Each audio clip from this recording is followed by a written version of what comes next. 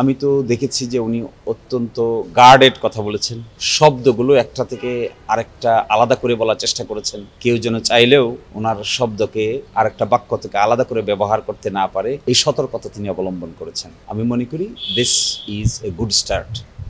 এবং আমি এটাও মনে করি বাংলাদেশের রাজনীতির ইতিহাসে গুরুত্বপূর্ণ ব্যক্তিবর্গের মধ্যে তিনি একজন। ফলে তিনি যে কথা বলবেন, যে স্পিরিট শো করবেন, এটা will be lesson to the nation. তো ইন মাই ভিউ উনি যে গার্ডেড কথা বলেছেন এটা আমি খুব পছন্দ করেছি। রাজনৈতিক নেতৃবৃন্দকে ক্যালকুলেটিভ ওয়েতে কথা বলতে হয় এবং সম্ভবত উনি প্রফেশনাল অ্যাডভাইস নিয়েছেন বলে আমার কাছে মনে হয়েছে। কারণ বিবিসি বাংলার সাথে যে সাক্ষাৎকার দিয়েছেন এটা নিশ্চয়ই একটা ঐতিহাসিক দলিল হিসেবে থেকে যাবে। এই ক্ষেত্রে আমি ব্যক্তিগতভাবে ওনাকে অত্যন্ত সুচিন্তিতভাবে শব্দ চয়ন করেছেন বলেও আমার কাছে মনে হয়েছে। তিনি চেয়েছেন তার বক্তব্যকে কেন্দ্র করে কোনো ধরনের বিতর্কের জন্য জন্ম না হয়। প্রাথমিকভাবে মনে হয়েছে this is a good start, বাকিটা সময়ই বলবে।